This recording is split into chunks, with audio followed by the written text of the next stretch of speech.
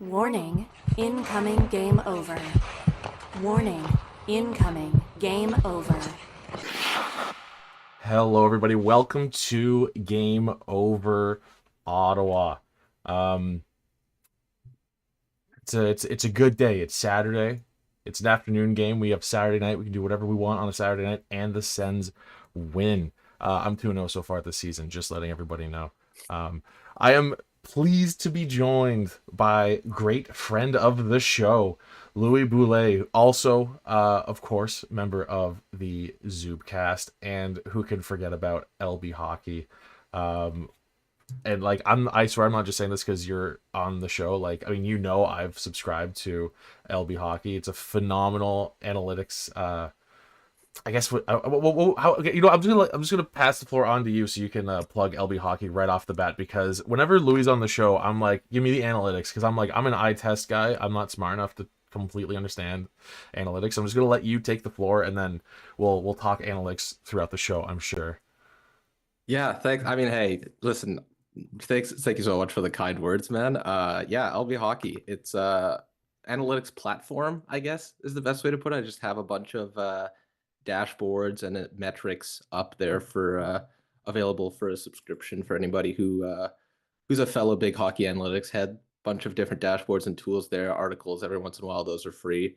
Um, but yeah, listen, Saturday, as you said, it's 4 p.m., a little past 4, and we've already got a Sens win in the bank. Like, that's just incredible against a divisional opponent that we will very likely be fighting a playoff spot for. Like, you can't write it any better, really. It's amazing. It's so good. Before we get into things any further, I just really quick want to bring attention to the current state of Game Over. As everyone can tell, we are now independently owned. We have a whole bunch of channels. We have a different channel for every single show. Not only do we have a channel for every single show, we of course have a hub channel.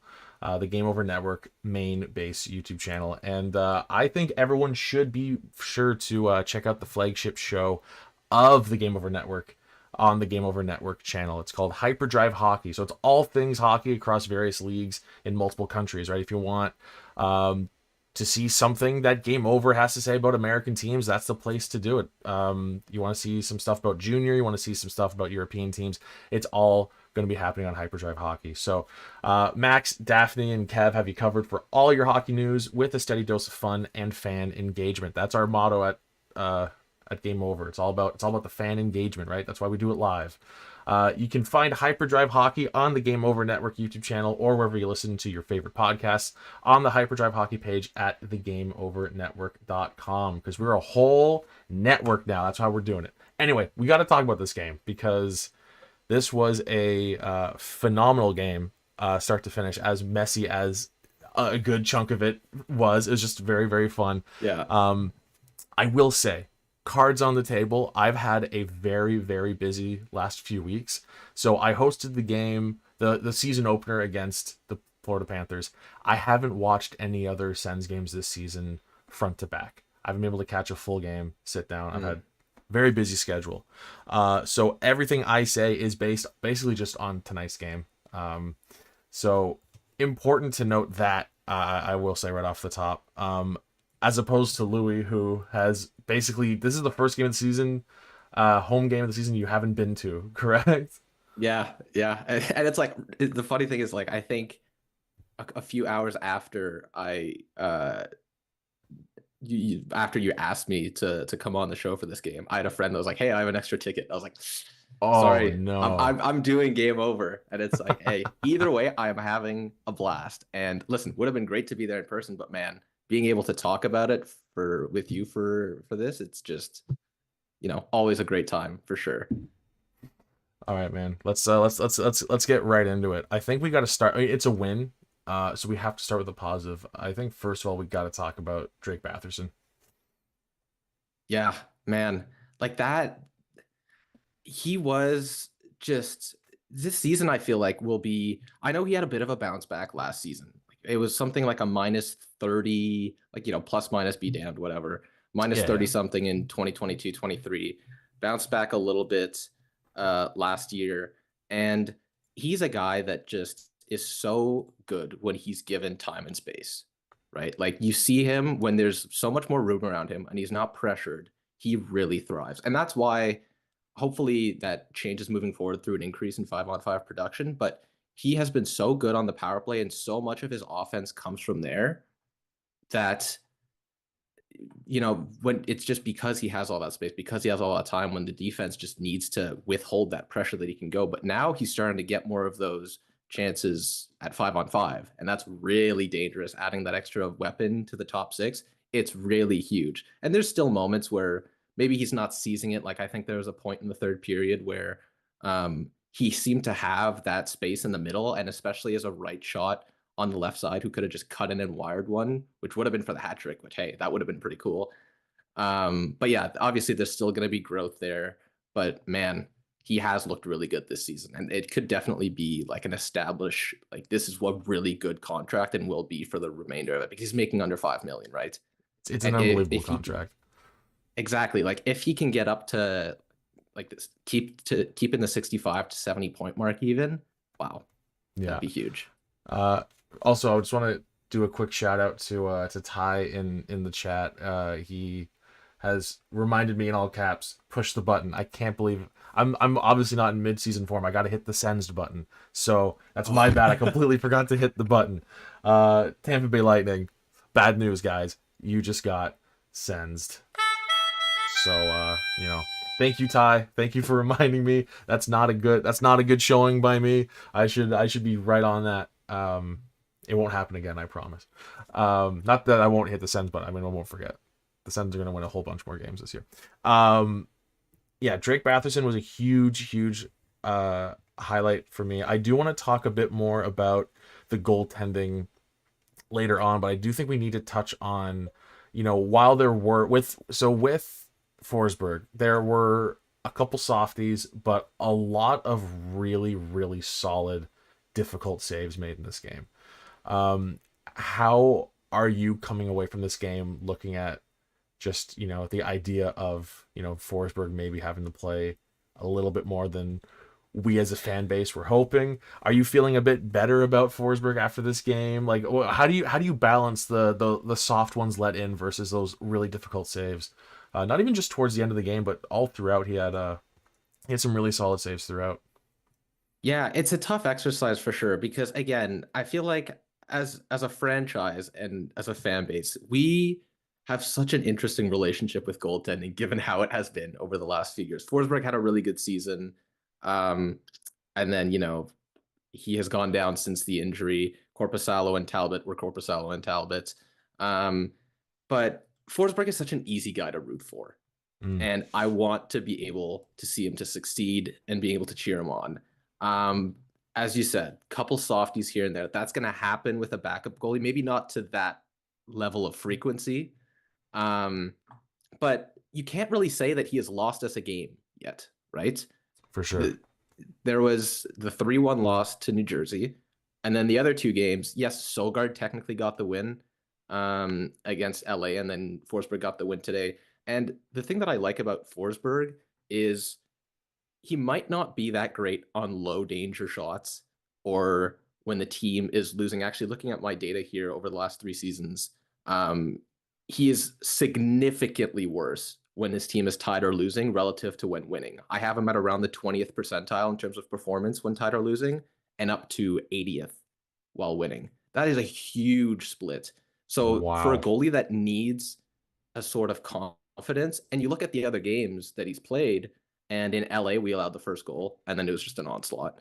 And against New Jersey, we never had a chance to come back. We let in the first goal again. So when we got that lead earlier, I was like, okay, maybe this is one he builds on it. It wasn't his best showing. We've seen better, but it was enough, right? And he was really good at stopping Kucherov on those. He's got a pretty good track record with one-timers, so that was nice to be able to see him rob those there. And his tracking, I think, got better as the game went on in terms of finding loose pucks.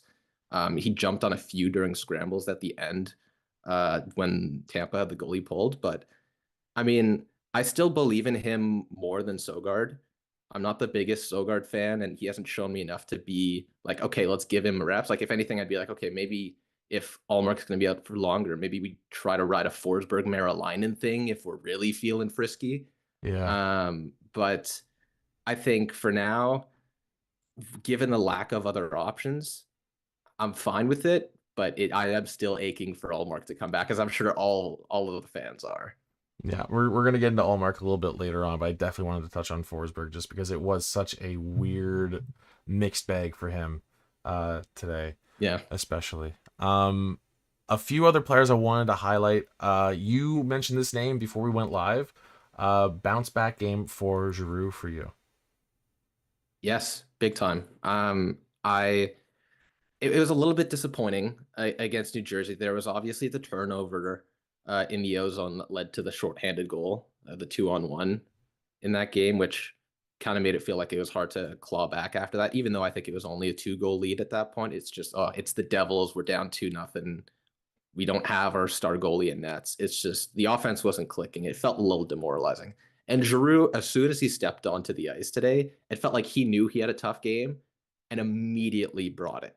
Like you could tell that he was way more engaged, involved. He brought, like, for a guy that's known for being more of a smart floater and does well in terms of efficiency with his puck touches, he hustled and he outworked guys.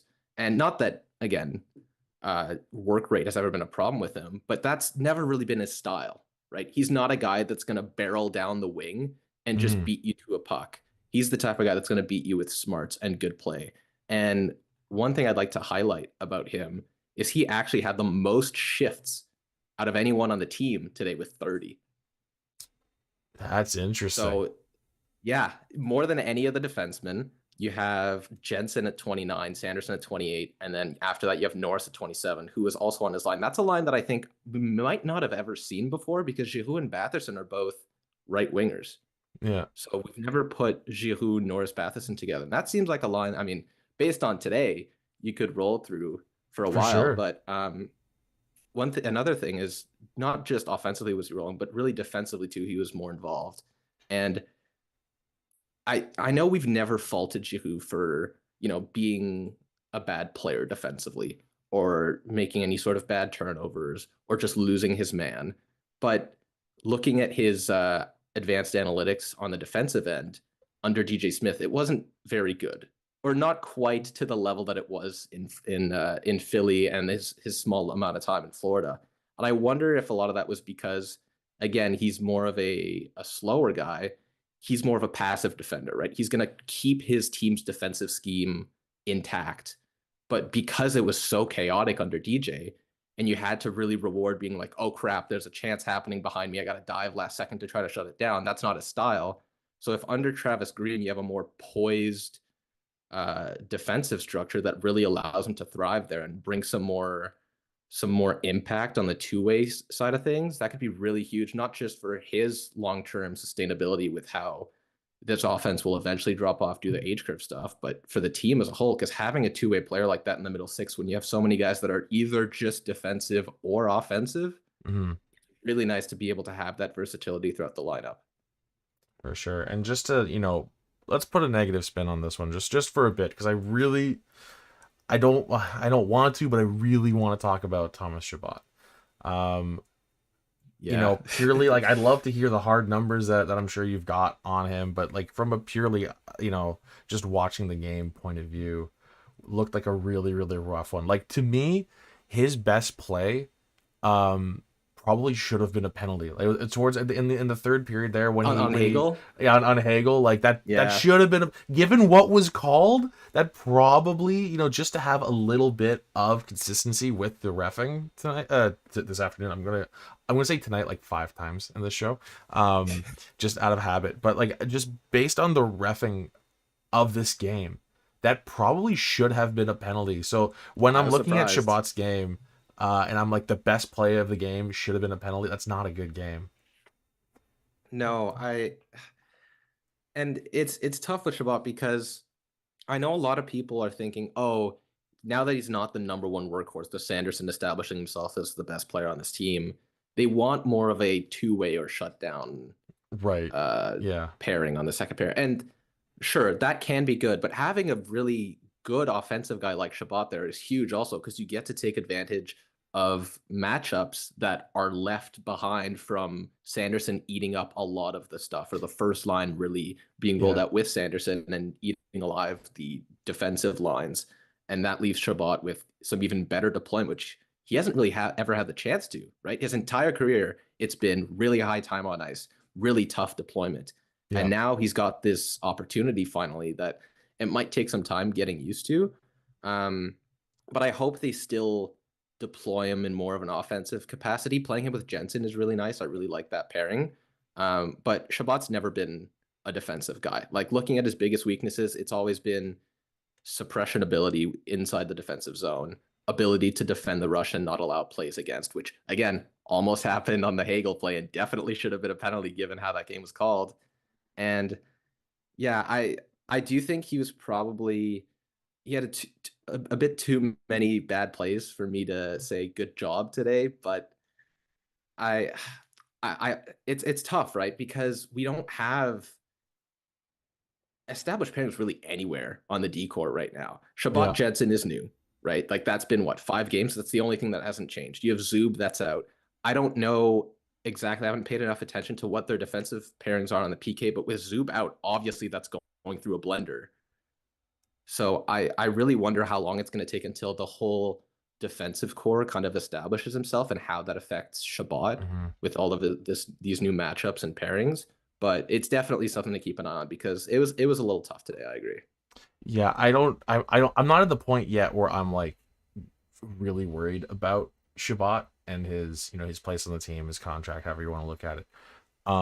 But just, it was a lot of issues today. That, I don't remember the exact, like, when that happened, but there was, as an example, there was the clean face-off win in the O-zone, and he just kind of looked at the puck for a second, and then then the rush really back to the Sens end. me. That was a tough one. I like, in the moment I was like, okay, well, maybe he was like, I better not pinch up on this because he saw something, and then they showed the replay, and no, like, he just kind of was looking at the puck. A couple of questionable plays defensively as well. Just not a great game all around from Chabot today.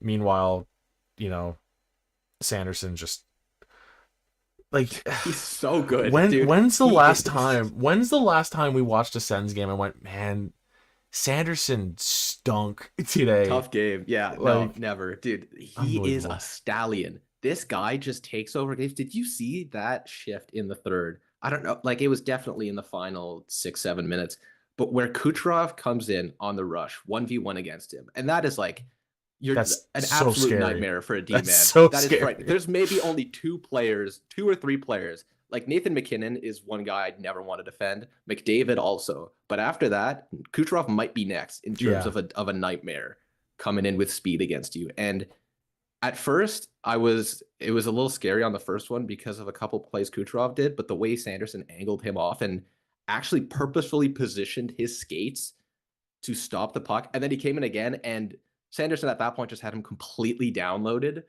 and immediately thwarted the entry attempt. He is just such an exceptional player. And, like, listen, nobody needs to convince me on how good Sanderson is. I don't know if anybody or if you have seen this, but I was posting my top 50 projected players for next season, and I knew I was going to catch some flack for this, but Jake Sanderson essentially ranked 18th in the league in terms of projected standings points above replacement. So that's contributions to their team over the season. And man, it's looking more and more like a plausible thing every day. He's got 7 points now. I think 5 or 6 of those are on the power play, and one of them is shorthanded. So 0 5-on-5. Yeah, no 5-on-5. Given 7.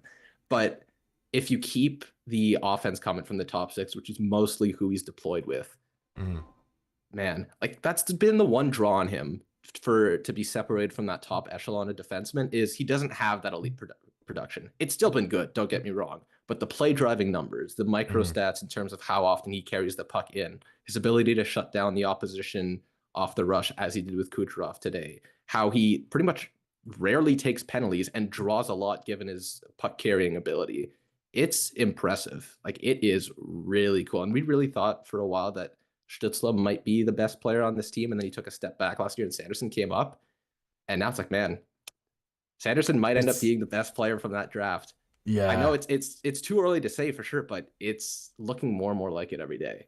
it's crazy. This is gonna really put you on the spot, and it's so tough to project something like this. But like you look at Sanderson, obviously he's got the defensive part of the game so strong. Do you see him as somebody who will eventually, do you see that part of his game, the high production coming in? Because there are like how many guys in the league who play defense are that defensively sound but can also put up 60. I won't say that he's going to be like a 70 to 80 point guy. I don't think that's in the cards for Sanderson, but like I would say like Right. like kind of a 60 65ish point kind of ceiling on that. Like what do you think about him as, I think it's going to help that he's kind of, I think at this point, the no doubt number one. Like he's the quarterback on the top power play. It's going to stay that way forever probably. And won't be with Hamonic long term, hopefully, with Zub coming back Yeah. soon, we hope. That too, that too. What do you think about him as far as, generally just kind of an outlook on his, not even, I guess potential offensively? Like I want to know, where is he going to land? Like where do you think he's going to land as far as, a fully rounded game? What is his offense going to look like when it's fully developed? And I know that's a tough question, but I really want to know how high you are on him as far as, not just being solid two-way, but like being elite two-way. Yeah, like looking at the guys that do it at that level, obviously I think Hughes doesn't get enough respect for how exceptional he is defensively because he's small and puts up so many points, but he is really good defensively. Right. His suppression numbers have been exceptional. Um, Adam Fox is another guy who's just a supreme defensive Incredible. Yeah. yeah, for the Rangers. And the guy that I think has been most compared to Sanderson is Heiskanen, right? Miro Heiskanen on Dallas. And looking at those point totals for Heiskanen, he had 33 points in his rookie season, then 35 and 68, but also 26 points in 27 games in the playoffs. And then 27 and 55, 36 and 70, and then he exploded 73 and 79. And he's Right. essentially been on a 60 plus point, like 60 to 75 point range in the last 3 years. I mean, this year he doesn't have a point in 5 games, but again, tiny sample size. So even if it doesn't come this year or next, for a guy that's already so established, because when you have all of those things down and you already have such a mature style of play on the defensive end, and just as playing as a compatible defenseman that can face tough competition, like he has some of the, looking at what I have on him in terms of his track data, it's in the 100th percentile in terms of the quality of his competition. And the fact that he can do so well defensively is super impressive. But having all that down already leaves you time so early in your development that you can really add those extra dynamic offensive capabilities to your game. And that's huge. And already his playmaking is really, really high. I have him 82nd percentile in terms of expected premier assists per 60. So his playmaking is really good. He uses his teammates more than every other defenseman in the league, except for 6 or 7 of them. He's super important to this team's offense. And off the rush, he's just one of the best defensemen already in terms of being able to carry it in,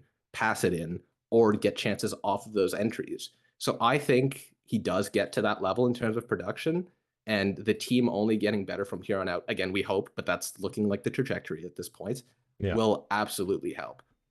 And the thing that we need to keep in mind of is the biggest predictor for defenseman points is power play production.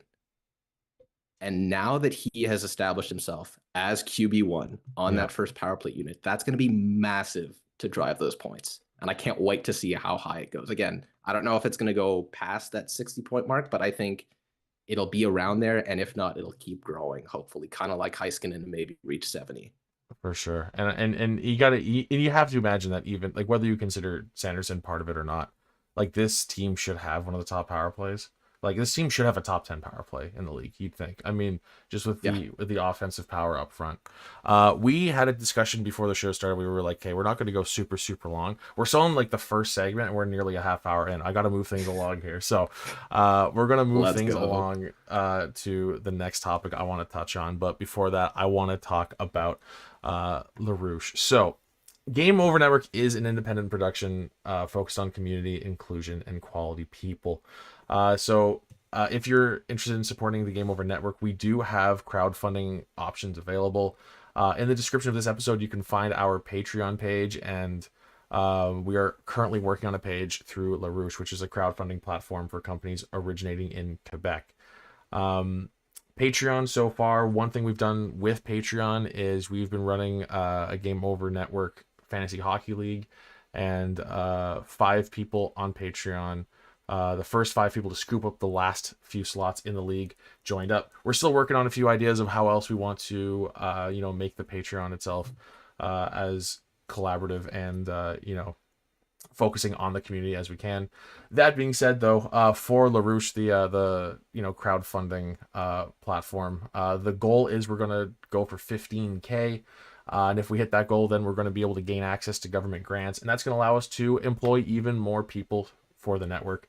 So if you have any ideas of what you want for giveaways for these crowdfunding efforts, let us know in the comments. Let us know on Twitter, Instagram, on the Game Over Discord server, whatever you want to do. If you have ideas for, just having rewards, whether it's Patreon, LaRouche, which I believe the goal is to have the LaRouche set up for, I think, like late November. Don't hold me to that, but I think that's the goal. So if you have any ideas of what you're looking for kind of rewards for a crowdfunding effort, be sure to let all of us know. With that, let's head on over to the second topic of the show, which we'll try and keep this one nice and short, just to make up for because I think, like, I've done one show with Louis in the past, and I think we went over an hour easily. So I think we're gonna try. It tends to happen. Yeah. So we'll do a quick. So the next topic I want to go over, we'll try and keep this one short, is just generally the second period is still a problem, and I don't know why. Do you have any ideas as to why it looks like this team can come out just flooring it in the first, and then they lose it in the first? In this case, I think the end of the second was okay, but the first 15 minutes anyway were definitely rougher. Do you have any theories at all on this whole second period issue that this team has had for far, far, far too long? Yeah, well, hockey in general, we know the second period, due to the long change on both sides, is so much more Wild West hockey. But that's usually just reflected in terms of higher chances for both teams. Unfortunately, we are the Ottawa Senators, and it doesn't seem to swing evenly or even just towards the Sens. I don't really know why that would be the case. Maybe it's just an experience thing where teams just haven't gotten as established, in terms of systems and being able to mitigate that, and not having some sort of coaching to account for. I know in past years it would have been looking at some of the deployments situationally by DJ and his coaching staff was a little questionable at times, especially in the second period. So maybe there's still some stuff coming over from then. But I don't know, really, because we're at the point where we have a fairly fast team, and we have some guys that we know have good endurance. I mean, we just need to look at our back end very quickly, and we see some people over there for sure. But I don't know. I think it'll probably fix itself over the season, and it's just remnants of the last few seasons, and especially against teams that have really pushed themselves into the playoffs and have really had to dig into. I know that's more of a long-term tank than a short-term one-game thing, but it helps for sure being able to know how to play successfully when you have less energy and you need to exert yourself, whether that's deeper in a season or deeper in a single shift, right? And it's possible that the Sens don't quite have that level of experience there. That's my leading theory at this point. But again, kind of just grasping at straws and trying to find anything that could explain it. Yeah, that's as good, if not a much better guess than anything I'd be able to come up with. It's just it's magic. It's a curse. That's as far as I'm concerned. Yeah. I did want to touch on it though, just because that just seems to be the running thing with this team. The second period is always a nightmare. I think we'll leave it at that for that portion of the show. Just to we got to balance things out. We're gonna try and make the show under an hour if we can. But before we head on over to the third period, I do want to make sure that everybody knows about Game On. So obviously with Game Over, it's all post-game shows, right? We have you covered for after the game. But to be ready to watch the Sens, you got to get your Game On too. So Game On Ottawa is a short-form daily news podcast covering everything you need to know about the Ottawa Senators, hosted by the Game Over Ottawa Network's own Mike. We love Mike. Get all your Sens news in under 10 minutes, Monday through Friday, on the Game Over Ottawa YouTube channel and in podcast form, which you can find at thegameovernetwork.com/pages/Ottawa. Every single market that we cover here, obviously being the Canadian markets, they all have a Game On series. It's 10 minutes or less, Monday through Friday, just general. Giving you a little daily update. Can we stretch a line change in practice on an off day into 10 minutes? We'll try. We'll do it. So with that, we're going to head on over to the third period. This is going to get less fun. I want to talk about injuries and how it's affecting the depth. So first of all, I think the most obvious one being Ullmark. Forsberg, had a pretty decent enough showing today. I saw Game On host Mike in the chat here. There's a really good point that he made here. Forsberg was the reason we won today, but was also the reason it was close. And I think that's a very, very fair assessment. Yeah. With Ullmark out, the good news is we've seen game one of the season. Fair to say that Ullmark stole that win against the Panthers.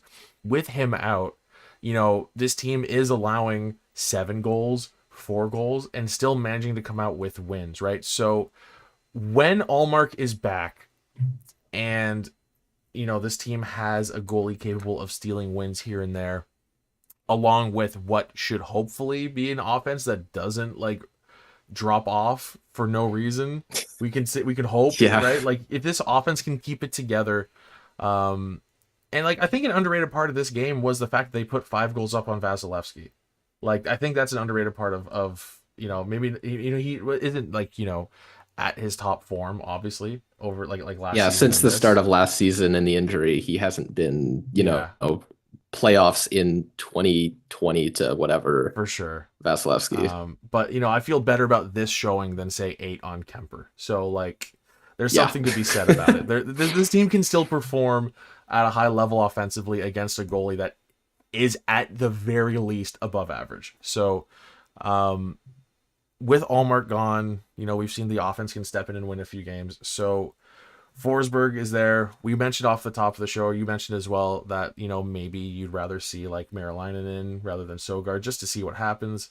But I do also specifically want to touch on, with Zub being out, the nightmare that is the defensive depth on this team. Zub is out. You have a right side Yeah. of Jensen, Hamonic, and JBD. Now, I will say, to his credit, I've been pretty okay with Hamonic so far. Oh yeah. Not only has I will say I think a good Hamonic game is one where I don't really notice him that much. I noticed him making solid plays. I'm perfectly happy with Hamonic so far. I will say I don't love the Hamonic Sanderson duo. Just I think it just gives me flashbacks to Sanderson's rookie season. And I mean, JBD hasn't necessarily been bad. He's been fine. Yeah. Okay. I mean, I do want to talk a little bit about, who is now the number 1 right D, I guess, depending on how you look at things, being Nick Jensen. Purely from an eye test, and I think mostly from this game, because like I said, I unfortunately have not been able to catch most of the games this season. I'm not impressed. How are the the underlying numbers looking for Jensen so far? Am I completely off? I would love to be told that I am so wrong and he's actually been very, very solid. It with Zub out, it genuinely has me worried because I don't know how long Hamonic and JBD are going to look good. So if they're looking good and then, it's going to level out eventually and Jensen just doesn't seem to have it, that's worrying for me. But I'd love to know what you're thinking so far on Jensen in his time with the Sens. yeah. looking at his like play driving numbers, they haven't been fantastic, but neither have Chabot's. Like that pairing overall Right. has been, I think, the worst one. And that's just purely in terms of expected goal share. Mhm. But in terms of individual defensive zone puck touches, I've liked what Jensen has brought, and he's always been really good in terms of helping his team break the puck out. And that's something that Chabot was really good at when he was younger, but it's the puck management has kind of faded his effectiveness there. He's still like super dynamic and makes some great plays here and there, but it's not I wouldn't say it's his number one strength anymore. Whereas Jensen has still proven to be really good at getting loose pucks and retrieving them in the defensive zone, not turning them over and turning them into successful breakout passes. Sure, it's not going to turn into a perfect stretch pass over two defenders and onto the tape of someone for a breakaway, Right. but it's going to consistently exit the zone, usually with control, and lead to establishing a possession in the offensive zone.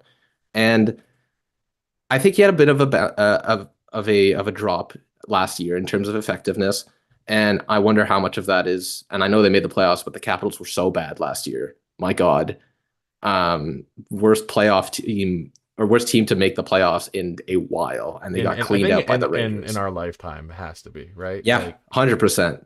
Like depending on how you're quantifying it, I think in terms of goal differential, it in the last 30 years, I believe it was the worst one. And obviously he's getting a little older. He's still 32, 33 now. But that's also something where you're realizing if certain physical abilities that you were relying on are dropping off. So if he felt like he wasn't able to shut down the opposition either with foot speed or with direct physical pressure and realized I need to change my approach there. And it may have been a bit of a transitional year. Mm-hmm. Especially given how effective he was the 3 years before and how consistent his impact was year over year.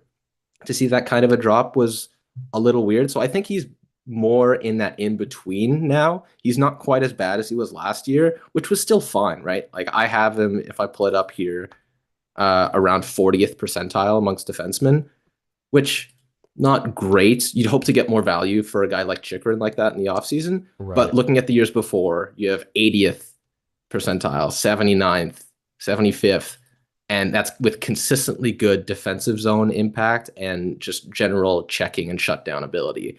And another thing about him is that you will not see him taking many penalties. Right. And in fact, he's going to draw a pretty good bit. So I don't think it's the type of guy that you're going to notice making the sprawling defensive play or the really nice breakout pass, but with a lot of small puck touches that overall lead to a really good impact. I think he was a little tough in the preseason and was a little overmatched there. Mm-hmm. But in the regular season so far, I've had much bigger problems with like Clevin. He's had some bright spots here and there, but some really bad plays that have made me question it. And as you said, in terms of the overall depth, I'm really surprised we didn't go after another defenseman. Like I thought for sure we were going to hear that, like at the very least, like I mean maybe they were holding out and they didn't want to go for a PTO or something, but like I was expecting to hear like a Shattenkirk or a Schultz or I was something. really hoping for Justin Schultz, man. Yeah. Like not even just looking obviously in terms of just pure depth quality and of our personnel there, we could use another guy. Like ideally for me going into the season, Clevin and JBD are your 7-8. And you have, and Hamonic 9, like he's under those guys. He's anyway. Hamonic is Hamonic. He's been better, but I don't want to count on him. So I was hoping they'd add a couple more guys, at least one, and not just because of the quality of what we have, but especially given the propensity to injury of our guys. Chabot, no doubt about it, he's had injury issues. He's been in the 50 to 60 game for the last few years. I mean, Chychrun, when we did have him, obviously Chychrun with his injuries. Sanderson has been better, but he still has had an injury or two. Zub especially is the one that we don't talk about enough, is how he gets injured a lot more than people remember. And that is a problem given the right side right now. And sure enough, that leads you to half of your D-core currently being Hamonic, Clevin, JBD. And that's not ideal for a team that wants to contend. And that's just with one injury. You'd think that's something where you have two guys banged up and one guy who's questionable. Two guys in your top four are missing. That's when you're supposed to end up with this. Yeah. No, exactly. And I could see them adding someone. It's a little too early to know who's on the market because obviously teams are still not sure about how they're going to progress this year. And listen, maybe they still go after somebody who's unsigned. It's still early in the season where we could see that. I don't know. It's very unlikely at this point, but can't rule it out. But yeah, I'm really hoping because, as we've said, the goalie depth is not great. Forward depth, we haven't really touched on, but depth overall is a problem, especially defensively for me. That's probably the biggest thing I'd address. Yeah, I don't have as much. I think it's because I'm so worried about the goaltending and defensive depth that I haven't really put much thought into the like forward depth. I'm not as worried about that. I feel like there are names in Belleville where I'm like, yeah, that guy can play on the fourth line.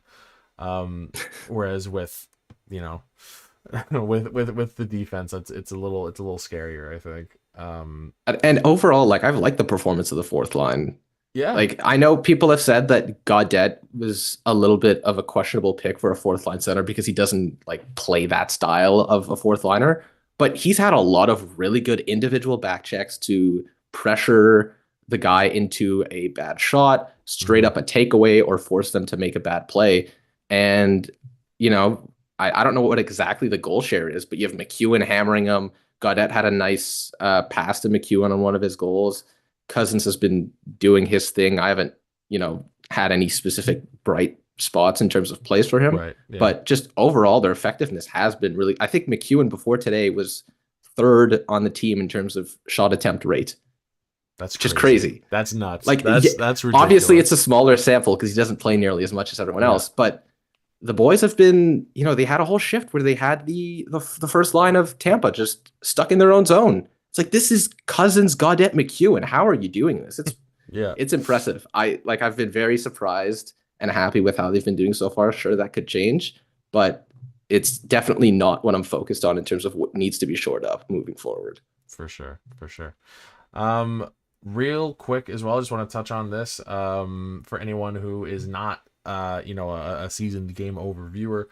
We always do a little bit of back and forth with the chat in the final segment. So I'll just say now, before we get to the final segment, please, if you have any thoughts on the game, questions, and I will specify, you can have positive thoughts, you have negative thoughts, whatever. Any ideas about the game at all? Any questions for us? Anything you want to throw out there in the chat? Toss it in there now. We're going to be taking a look at the chat very, very shortly. I do want to touch on something real quick that we mentioned before. How you were talking about how it'd be great if they could add a defenseman. We just need to, and this is probably going to be tougher, like to get to this point when we're talking about the depth issues in Game 5.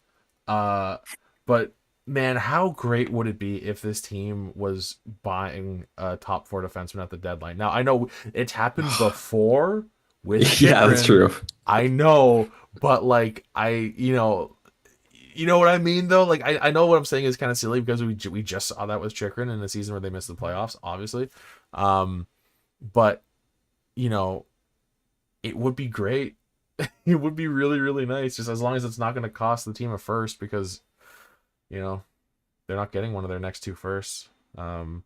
Which is I still wonder if they tried to contest that because it's like the exact same situation as it was with New Jersey and the Kovalchuk contract because they were able to rescind it to, I guess at the time there were 30 teams, so they were able to force it to be 30th overall rather than lose the pick entirely because they just cleaned house and everybody who was responsible was no longer with the team and hired.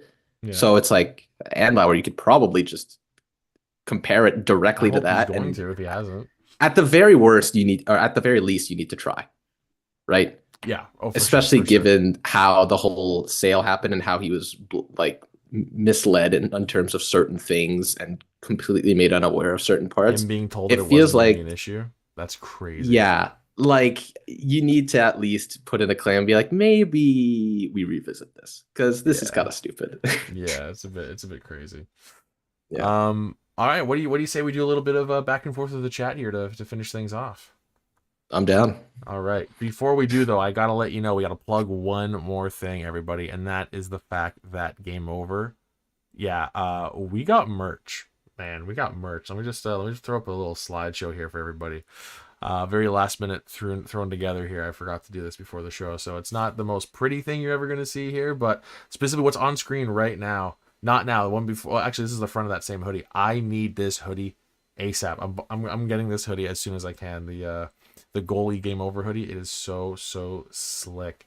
All right. So what better way to support something you love than by rocking it as clothing? Game Over's apparel line has dropped with 3 unique designs. Whether you feel the nostalgic pull of our retro skater design, want to make a statement with our established design, which is currently on sale, or you want to wear your love for goalies proudly with our live and die by the goalie design. Or if you just need another coffee to get through the winter, we have you covered. Designed by Brady from Game Over Winnipeg. Use a QR code on stream now and take a look through our apparel store and help us rebuild local sports media in Canada while repping your community. And I gotta say, Brady did a fantastic job on all of these designs. So if you're watching this right now, be sure to scan that QR code. See all the Ottawa merch that we've got on the store.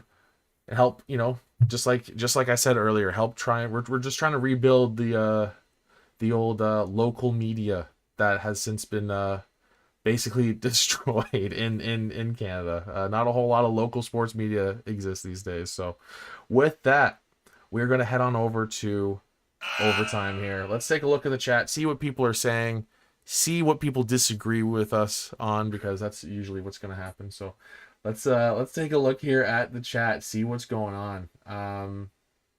Let's see what we got here. I saw somebody's.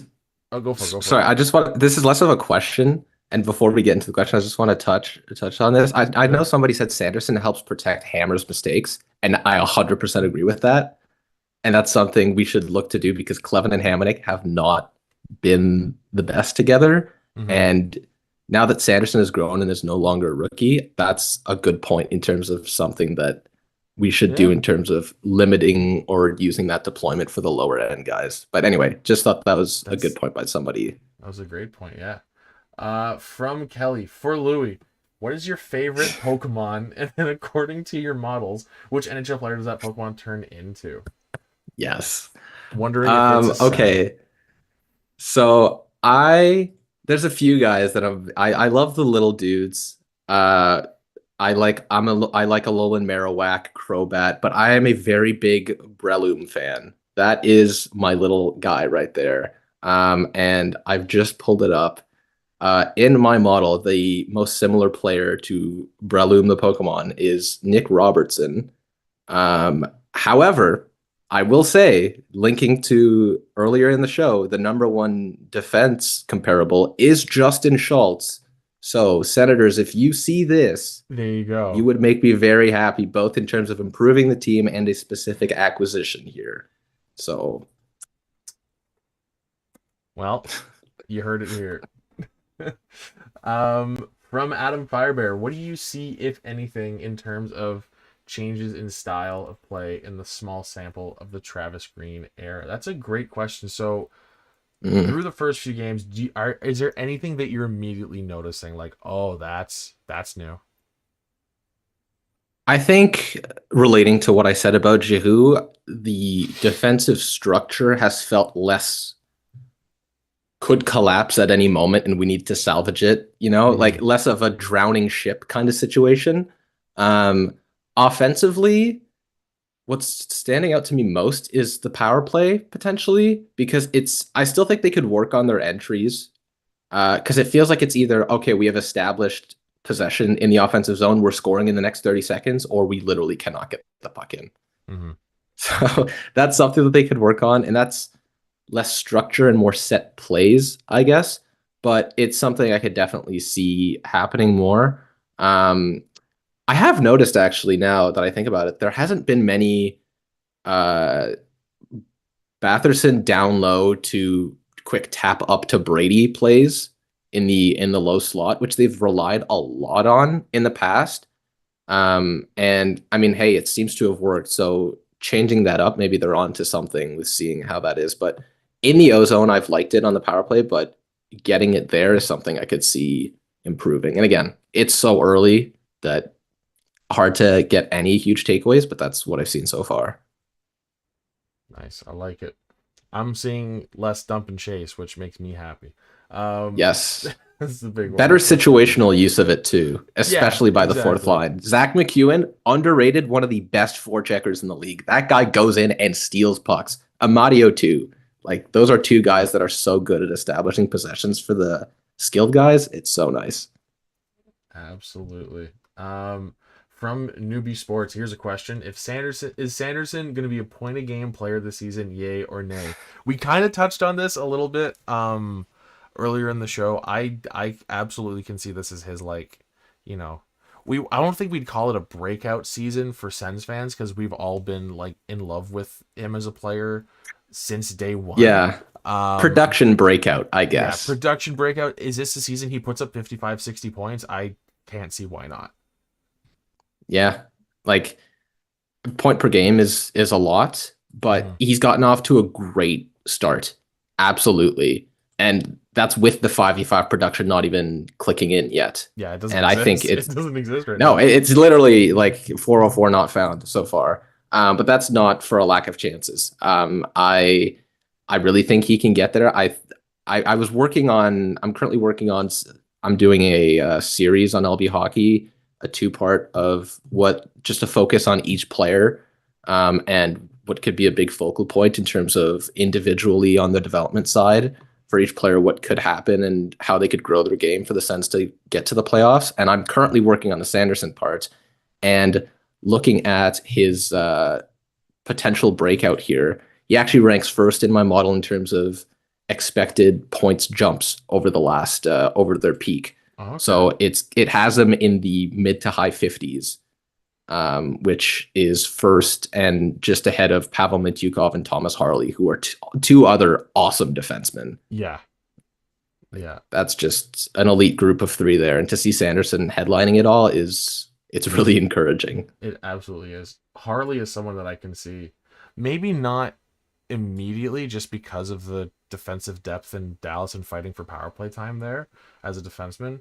But like Harley is a guy I could see hit 65, 70 points at some point for sure. I love the guy. Like, well, I mean, he already had what 15 goals last year and almost 50 Yeah. points. He was The like man what, is 47 points last year. Like really impressive. yeah.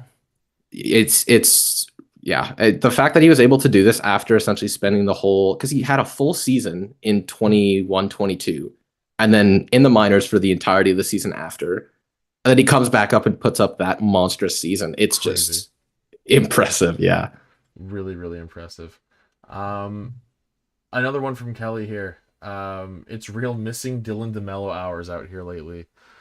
Dude, could you imagine how great this depth would look? You throw Dude. DeMello in there. You have Jensen as Yeah. your third pair right D. Oh my god. Sanderson, Zub, Chabot, DeMello. Because really, this team has not found someone for Chabot since DeMello was traded. It's true. And we hope Jensen can be it. But man, Yeah. like Kelly, I think, posted about this on Twitter earlier this week, and it forced me to dig up some data because I was immediately curious anytime somebody asks me for Right. stats or something. But looking at all of his partners over the last 6 years, DeMello having easily the best impact on his play just immediately made me so sad. Because it's like you could see it in the stats, you can see it in the eye test with how they played, just their individual styles, how it could theoretically and actually did mesh so well together. Yeah. It was such an unforced error. It really was. There was no need to trade him, and off the ice, he was just such a great personality. The content him and Craig Medaglia were putting out Oh, together yeah. was just next level. It felt like such an out of nowhere unnecessary trade. And Yeah. I mean, listen, as a guy whose whole family is from Winnipeg, and has a soft spot for the Jets, I'm happy that he's there. If he has to be anywhere else, but man, I'd love to have him back here for sure. Yeah. I think that trade was the pick that was Marilinen, I think. Maybe. So maybe I think you're right, something yeah. there, but who knows? We'll see. Mhm. Tough. You know, if the best case scenario is, hey, they got a backup goalie out of it, that's kind of tough. That's pretty rough. Yeah. And also just like I still to this day, to myself, because most people in, like, you know, we'll call it real life, are not nearly as obsessed with hockey or this team as I am, so they wouldn't get it. So mostly to myself, I still to this day will like if something goes wrong, I'm like, fucking rights, Mello. Like like Yeah. all the time. So Yes. um, crazy. Um, God, I'm still stuck on the DeMello thing. I'm still stuck on the DeMello thing because if they held on to him, Okay. If you want to find something else while transitioning out, I'll get a small little thing. I saw okay, Newbie Sports ask, imagine me waving a microphone around as I ask Louis about their thoughts on Kamala.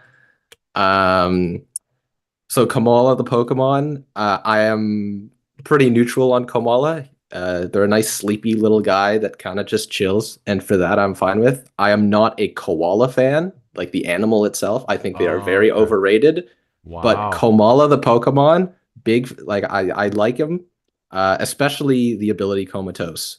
That is a solid one to have. sick. I can name like 3 Pokemon past Gen 4. Gen 4 is Yeah. where I like really fell in love with it, like all over again, like since like little kid childhood. Mhm. Gen 5 I played one of the games, and since then I haven't played That's anything. when I So got into it. I played a lot of Gen 5, and I've essentially been trying to get myself into playing the newer games more and more by doing some. Do you know what a soul lock is?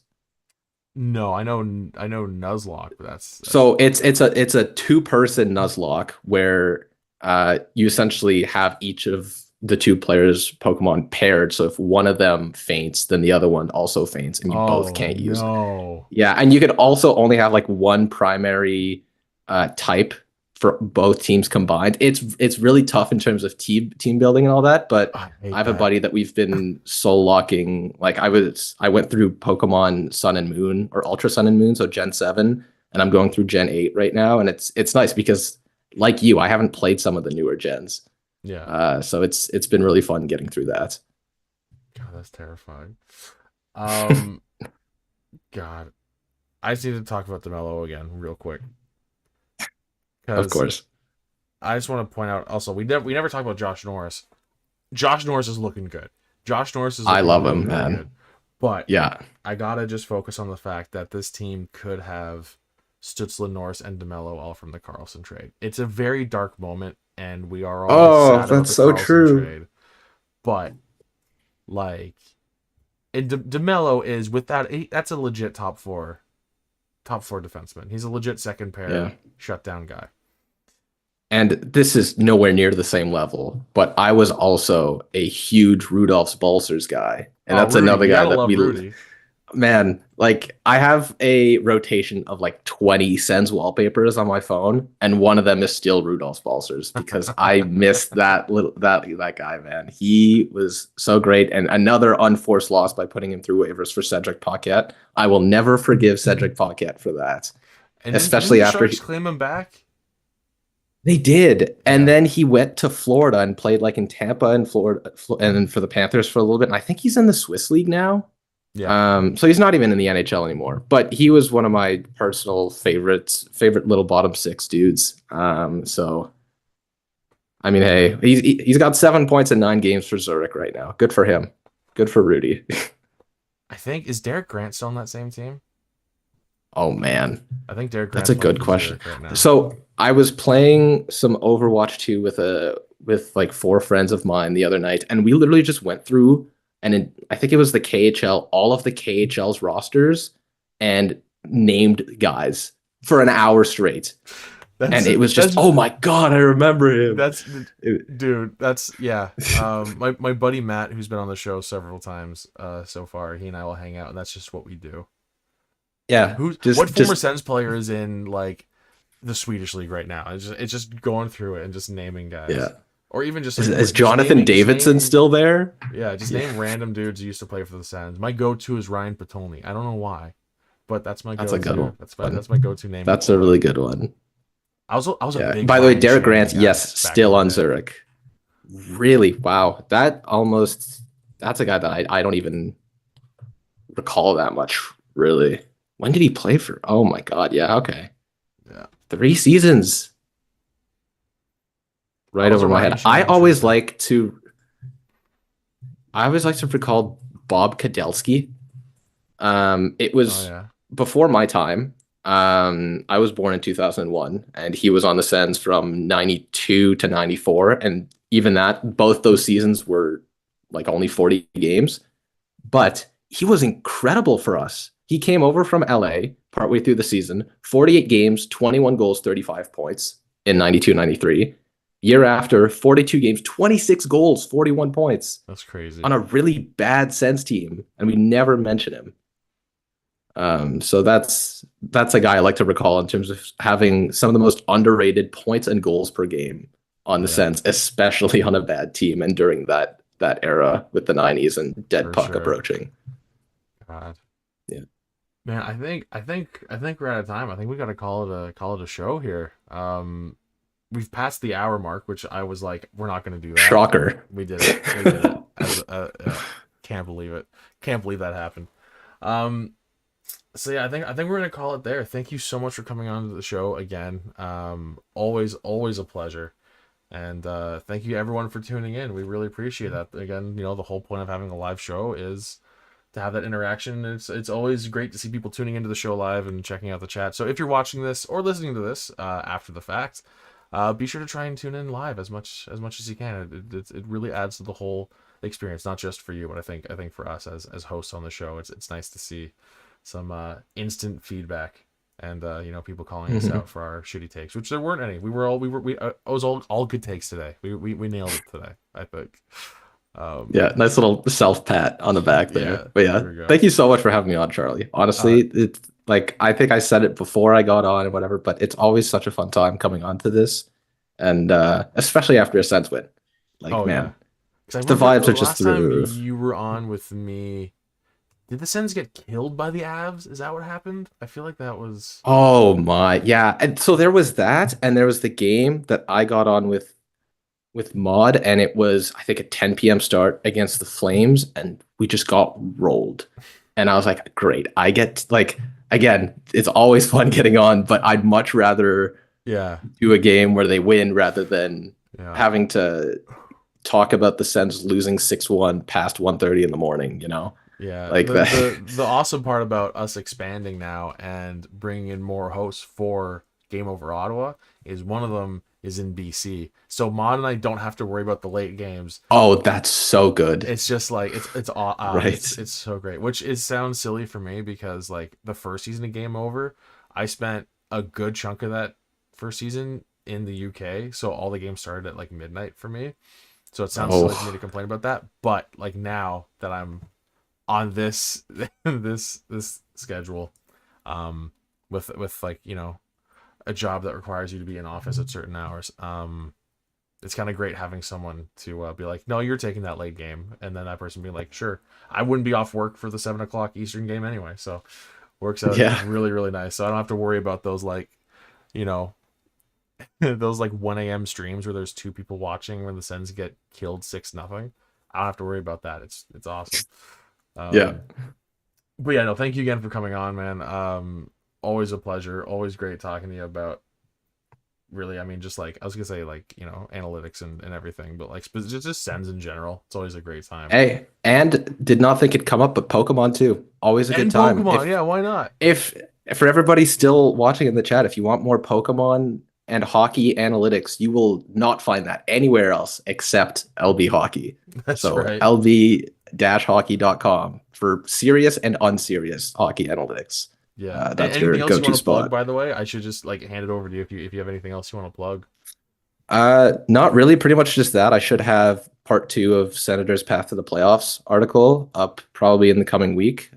First one was all about the forwards, went over the 9 main pieces there, and I'll go over the defenders and the goalies. Yeah, that's LB Hockey, Zoobcast. If you want another Sens podcast to listen to, we haven't been posting as much recently, but we're slowly getting back to it. We had a bit of a busy summer, so a bit of a quieter time on our end, but we're getting back into it now for sure. Awesome. All right. Well, thank you everyone for watching again. Thank you, Louis, again for coming on the show, and we'll see you next. You know what I should do as a good host? I should plug the next show. Good So, call. Let's see who's on the next show for Game Over Ottawa. The next show it's gonna be the two newbies, the two new guys. It's gonna be Damien and Nick for the game against Utah, the first Ottawa versus Utah game. And that's gonna be a late one. It's Tuesday. It's gonna be a 9:15 Eastern start time. So if you don't have to get up early on Wednesday, be sure to tune in live to that one. If you can't tune in live, be sure to check it out the next day. So Tuesday night, it's going to be Damien and Nick doing the Sens Utah Hockey Club game. So we're going to wrap things up there for real this time. I swear I'm not going to like say thank you and then not shut things down. So thank you again, everyone, for tuning in, and we'll see you next time. Have a great entire Saturday night. You still got the entire Saturday night left. It's beautiful. All right. We'll see you guys next time. Bye. Take care, everybody.